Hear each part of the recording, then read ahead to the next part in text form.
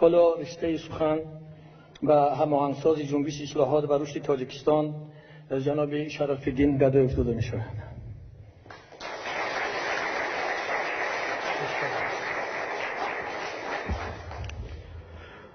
درود و سلام حاضرین گرامی.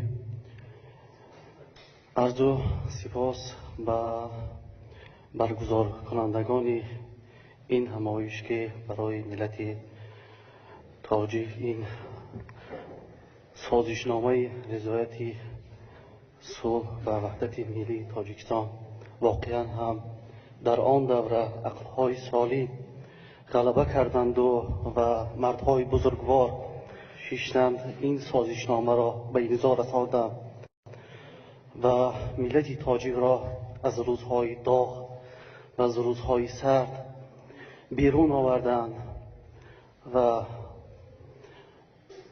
مردم تاجیک، نسل جوان باید از این سازشنامه، از آن جنگی که بالای مردم تاجیکستان آوردند باید آگاه باشد.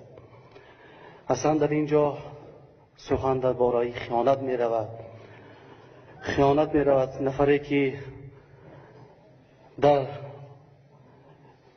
تاجیکستان به همه این ارزش ها خیانت کرد، به همه آن چیزی که ما افتخار می کردیم و می توانستیم این را یک دستاورد بزرگی ملت تاجیک در جهان معرفی کنیم، اما این را خیانت کردند، تجاوز کردند بالای این و به نسل‌های آینده یک تاریخ تلخی را هم گذاشتند. رحمانوف از دوران سابق اتحاد شوروی در خدمات مخصوصی جاسوسی کار میکردند. به دست آمدن استقلالیت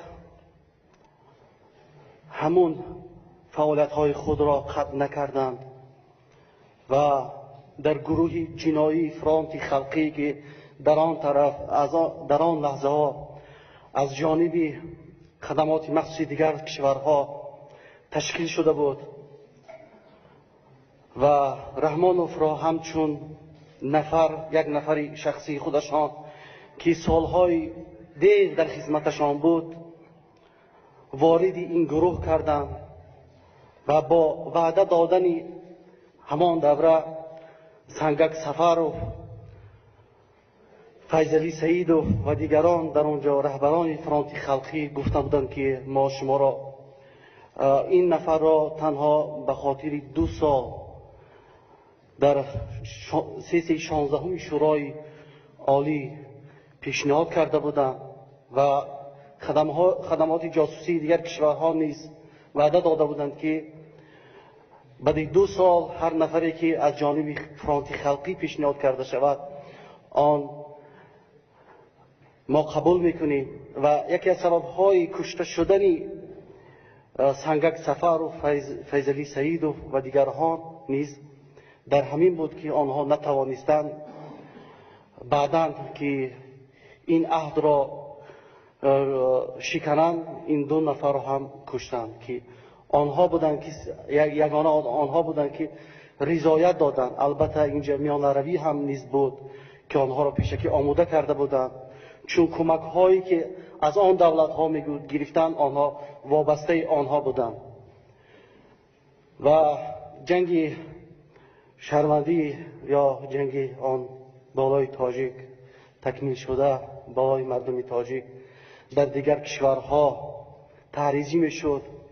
عملیات های نظامی که در تاجیکستان میگذراندند زنها و فرزندان این ملت را میکشتند، جوانمردان این ملت را میکشتند، بدبختانه در دیگر کشور تحریزی میشد و تنها با رحمانوف آگاه میکردند یا در بعضی عملیات ها آنها را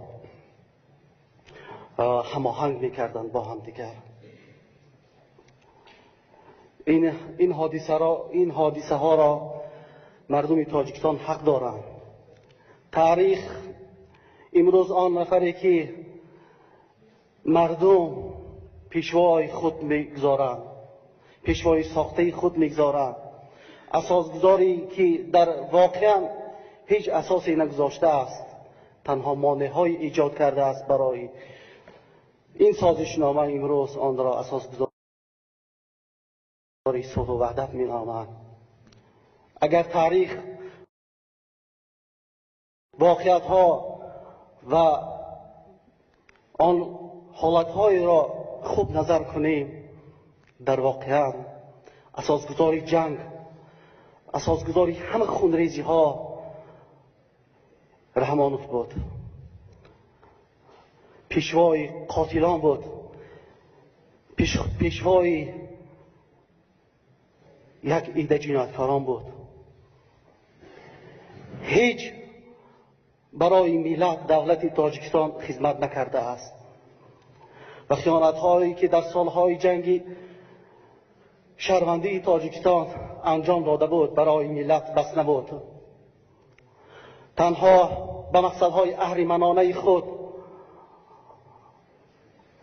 به هدفهای اهریمنانه خود ادامه داده، ده ها هزارها جوانان این ملت را قتل و کشتار کرده اند.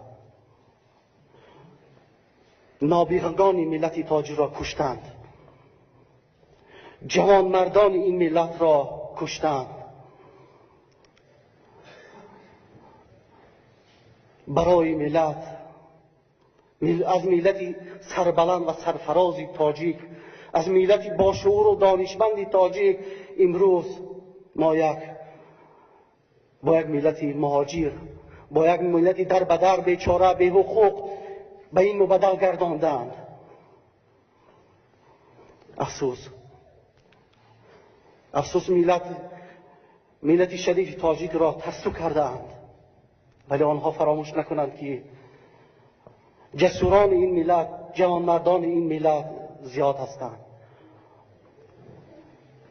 جوانمردان این ملت زیاد هستند و هیچگاه نخواهند گذاشت که به جنایتکاری و به بدبختی که بالای سر ملت آوردند ادامه دهند. امروز ملت تاجیک،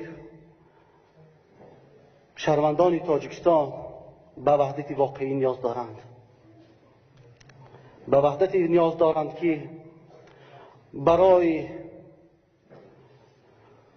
پره تامین کردن وحدت واقعی در تاجیکستان باید تلاش ورزند.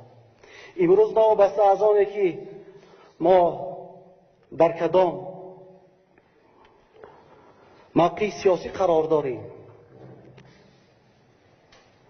دین ما چی است؟ ما یهودی هستیم، مسلمان هستیم، نصرانی هستیم. هر کسی که دلش برای تاجیکستان می‌سوزد باید از این نقطه نظر باید که امروز با هم بیایند. دیگر ما باید گروهی و به گروه ها تقسیم نشویم، با حزبی تصمیم نگیریم. امروز وقتی آن رسیده است که ما در اساس منفعت‌های عمومی ملی تصمیم میگیریم. آینده تاجیکستان با آنهایی که سر قدرت با طریق زوراوری، با طریق غصب کردن حاکمیت مردم نشستند زیر خطر است، زیر خطر جدی قرار دارد. باید امروز برای از این خطر نجات دادن ملت تاجیک، مردم تاجیک به وحدت و یگانگی دعوت میکنم. از این فرصت استفاده برده برای آینده تاجیکستان میشینیم و هر مسئله‌ای که باشد بررسی کنیم و راه یگانه را، هدف یگانه را معین کنیم و ملت را از این روزهای سخت آزاد نماییم. وگرنه ملت تاجیک آهسته آهسته نیست نابود می شود، آهسته آهسته فرهنگ و تاریخ خودش را از دست می دهد، آهسته آهسته این ملت را باز هم به مهاجر و به غلامی تبدیل خواهند داد. باید ما پیشگیری کنیم از این. از فرصت استفاده برده همه ملت تاجیک را، همه آنهایی که دلشان به این سازشنامه می سوزد و تلاش کردند تا امروز که این را حفظ کنند، ولی با هر بهانه‌ای که از ترس باشد خودداری میکنند که ابراز می‌دارند که این سازشنامه باید شکسته نشود. و با آنها تشکر میگویم. من میبینم که زیاد نفرها امروز خواستار برقرار کردن این سازشنامه هستند، ولی با خائن، با خیانتکار دیگر باید که هیچ سازشنامه وجود نداشته باشد. همه مردم شریف تاجیکستان را با این روز وحدت ملی تبریک میگویم و آنهایی که این روز وحدت را مقدس دانستند، تا این سازشنامه را مقدس دانستند، تا لحظه آخرین پابند وعده و دست دادن خود بودند، تبریک میکنم. تشکر زیاد به همه شما، به دقتتان، به حضورتان.